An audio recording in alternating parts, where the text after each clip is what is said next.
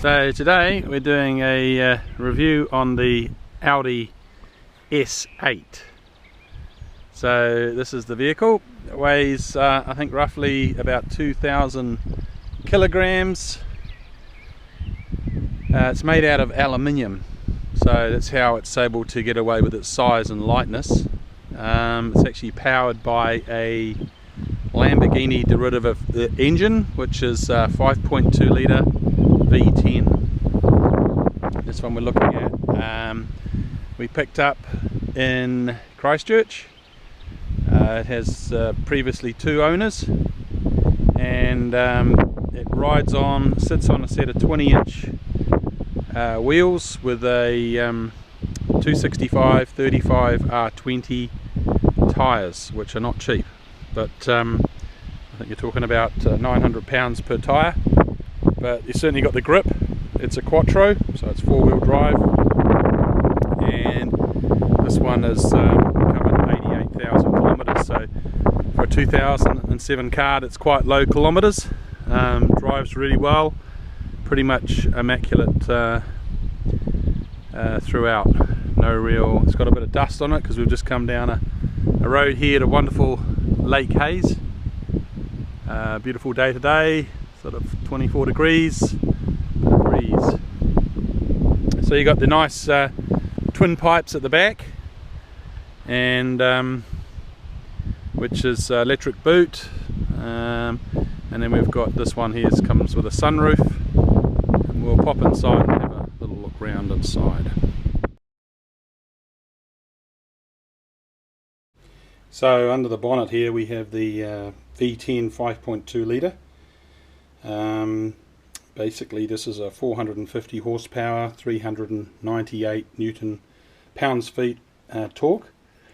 This engine is it's basically the Lamborghini Gallardo engine, which has been probably a little bit detuned, and I think they take they have different bore in the Gallardo. So basically the same engine. It's all aluminium block, has aluminium heads, and obviously underneath we have the Cadillac converters, and then going through to the resonators. Your small mod you can actually make to these cars, which doesn't cost you a fortune, and gives you a bit more of a sound. You can listen to the V10 motor working a bit nicer. It's a real sweet motor when it's actually run right. You can actually take the resonators out and just re-chip it, or change the mapping so you can get lower down torque and a smoother transition at lower speeds, which is probably quite a good mod to have. And I think that actually increases the horsepower to about 480 horsepower, which is ample enough for this vehicle. As I said before, this vehicle weighs around 2,000 kilograms and is made out of aluminium. So you get the power to weight ratio is actually quite nice on this, and gives a really comfortable ride. That's about it in the engine department, so I shall have a quick look into the inside of the car. So here we are inside the vehicle. I'll just turn the radio down. There's your instrument cluster, which is we've just got the ignition on at the moment, so you can see there the mileage, which is 89,000 kilometers. And gives you all the normal warning lights on trip computer 1 and your last recorded literage per 100. Everything in this vehicle pretty much a standard, or not a standard, but a normal Audi type steering wheel. Volume controls for the radio, you can mute it, mode button, and also change select. You've got down here Tiptonic pedals. So this is a 6-speed transmission. And obviously down here we have, you can put it into sport mode, or you can click across onto Tiptronic. Everything in the heart of this vehicle is controlled by this little device here.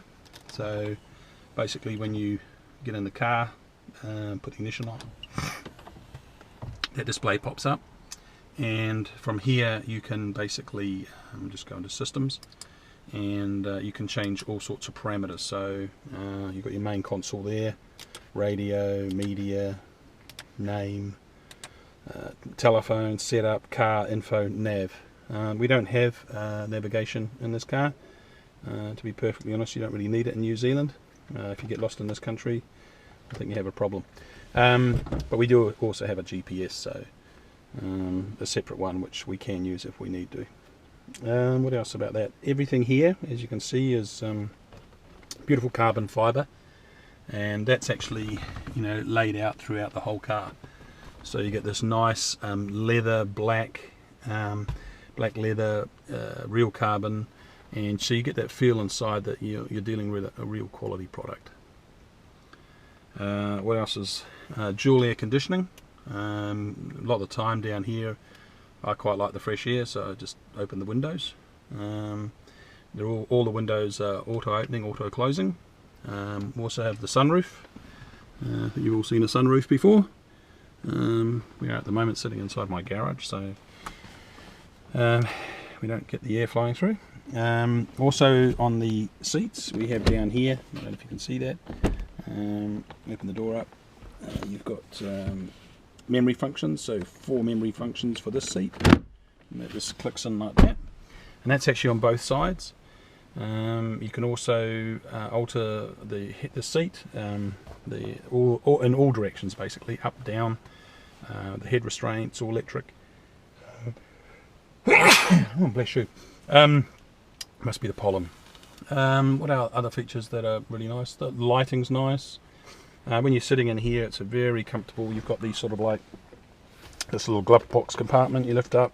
Here we have the telephone, which you can use, but we never do. Or you can lift it right up, and you can adjust those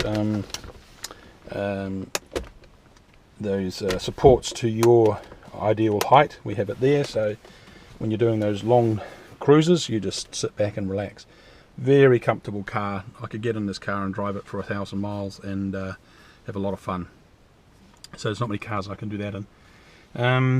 Apart from that, we have at the back, and we have a blind option. So there you go. If you want a bit more, protect yourself from the sun or a bit more privacy. All the side windows are, I think, double glazed or double glazing windows. Everything in this car actually works really well. So you know, if you're looking at buying a S8, I could strongly recommend it. Even though you basically got a car that, you know, is sort of doing around the 13 litres per 100, you actually get a very comfortable car. And second-hand, I think these are excellent value, and especially if you know a good Audi Volkswagen mechanic. So if you do get problems that go wrong, you're not sort of stung in the tail with the franchises of the original supplier. So yeah, a lot of fun. Only live once. I will do a few mods to this car, so I am going to get it remapped, and I am going to take out the resonators. I'd really like to take out the cats, but that's an engine out job. So I think taking the catalytic converters out, whilst it's not as green as it might be, it certainly would allow the engine to breathe properly and not create so much engine heat, because the cats really do stifle up cars. So if you want a real driver's car, take the cats out, leave the resonators in, but on this option we've decided to take the resonators out because taking the cats out is such a big job. Okay, well, whatever you're doing, have a good day, and if you need any questions answered or anything, I'm not an expert, but always happy to help. And any tips or advice that anybody has on these cars, hey, leave a message, and have a good day. Catch you.